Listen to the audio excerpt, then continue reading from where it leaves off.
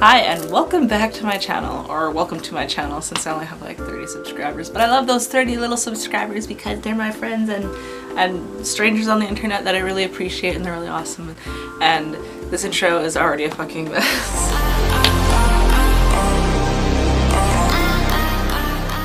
What I've been up to for the past 2 weeks is just engulfed in drawing and anime, really, and Game of Thrones, of course. But here I am, I'm back again.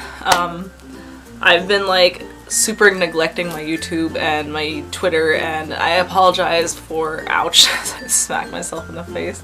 I apologize to my followers and loyal friends and friends that I might already have.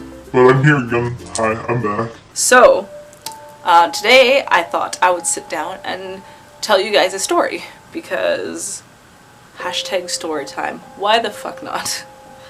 I thought I would sit down and tell you guys about the time my apartment actually got broken into.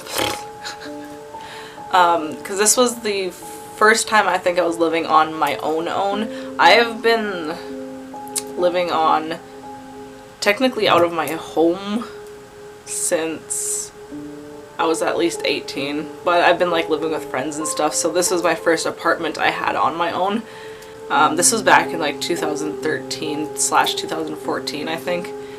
And it was 2014 when the apartment building had actually gotten broken into. But during this time I was working at Walmart as an overnight stalker, and so I would work shifts from 11 p.m. to 7 a.m. and then I would go home and like stay up till like 10 maybe, and then go to sleep, and then I'd wake up at like 8 at night, 8 or 9 at night, and get ready, go to work. And it was about 7 o'clock at night. It was like 7 p.m. in the evening when this happened. And what happened actually was that I was just laying in my bed.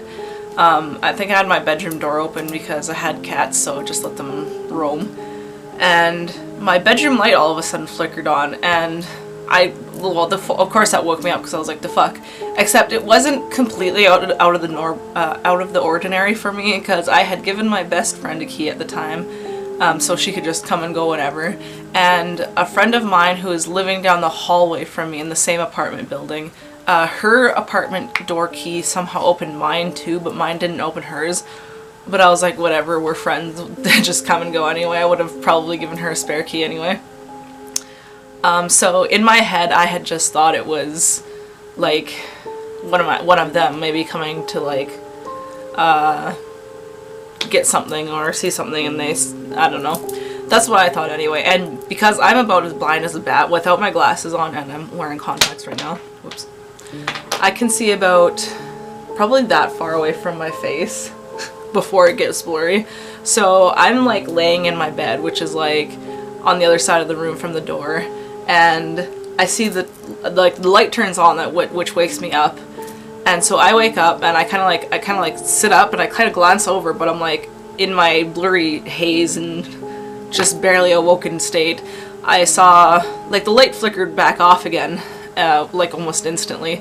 But what I saw was this like hooded figure going back out into the living room, and I still I had just thought it was one of my friends again. I didn't see the face, I just saw the back of the hood, so whatever. But what actually tipped me off was my cat, because he was acting really strangely, and it's been about 5 years since that happened, and I still have that cat. And I honestly, if it wasn't for him, I don't think I would have batted him enough. I probably just would have rolled right back over and went to sleep, honestly.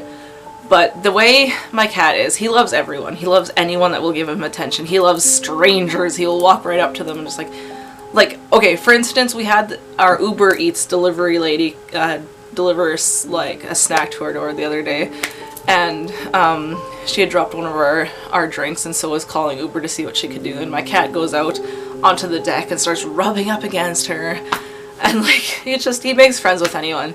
So when he was acting strangely to who I thought was one of two of my friends, that immediately set off red flags, because he loves both of them.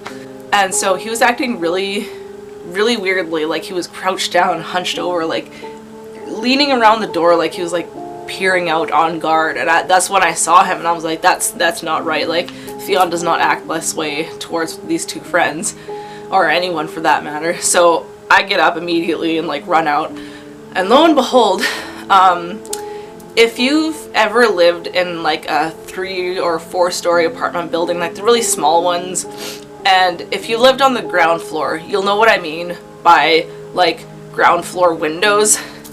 And the apartment building I lived in as well was not, it didn't have great security either. Like sure, the front door is locked, but the windows on the ground floor, all they gave us to use for a lock was like a stick, like a broken off piece of like a broomstick or something to lock the windows. And mine had unfortunately broke sometime earlier that year, because I'd been at that apartment for almost a year, I think, at this point.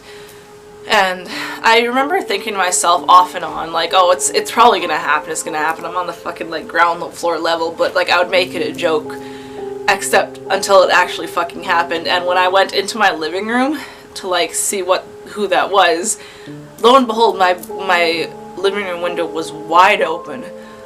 Thank God he, like, the only thing I can assume was that he was like a novice robber, if you want to call it that, because I had my 32-inch TV, I had my laptop, I had my game consoles all crowded around in the living room right near the window. Like, of course, okay, you're not going to run out the window with a fucking 32-inch TV, sure, but maybe a laptop. But like, thank God he must have just been spooked to realize that someone was even there, and like just like tore off back out the window again without grabbing anything. I called the cops immediately afterwards, and they came over, and like I didn't remember much of what he looked like because I had just seen his like retreating figure.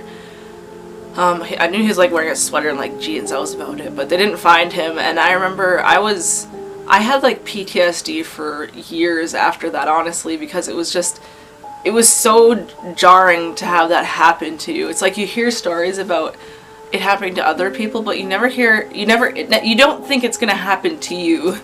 And I remember I called into work that night and told them that I couldn't come in because I was like, I did not feel comfortable leaving my apartment, because I'm like, all my stuff is there, my cats are there. Like, this dude could have kicked a cat for all I know on his way out. Like, I'm thankful that this particular thief that broke into my apartment wasn't like an actual fucking just full-on asshole.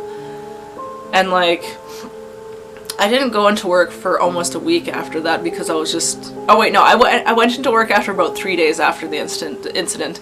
I didn't sleep in my bedroom for about a week after that, though. I slept on the couch because every time I tried to sleep in my own bed, I would...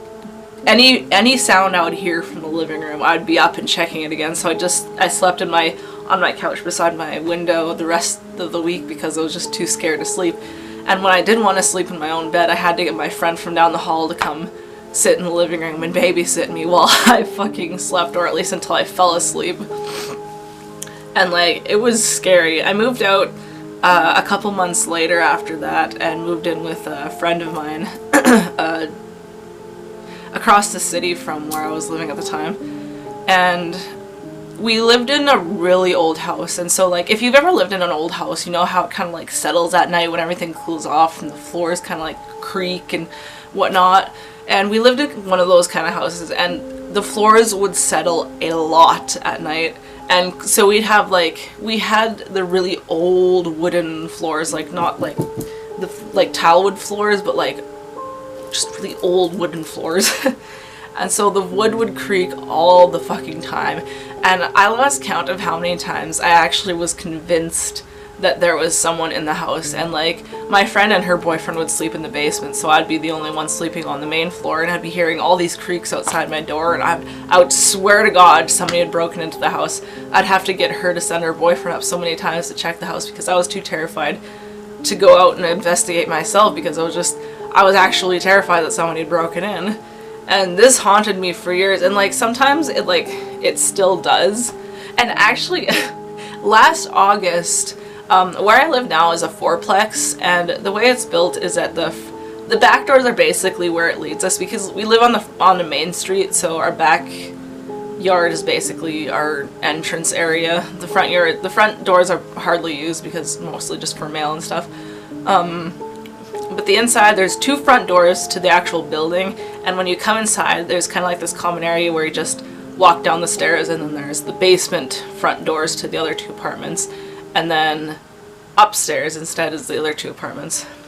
So we had left our front door unlocked, not the outside front door, but our front door to an actual apartment, unlocked by accident one night, and the neighbors below us, I guess, were fighting or something, and someone busted in through our front door, bloodied and bruised, and ran through our house out the back door, trying to like escape cops or something, I guess. And I had just been coming out of the shower at the time, so I'm in a towel while this fucking dude is running past me, and I'm just like, what the fuck is going on? So like, not only did I have someone break into my apartment once, but twice in my lifetime. I mean, that wasn't as scary because it was just, it all happened so fucking fast. It was just over in an instant, and he got taken to jail anyway, so it was a crazy fucking chain of events. And sometimes I think about living on my own because I listen to a lot of like Let's Not Reads on YouTube, or Let's Not Meets, I mean, sorry.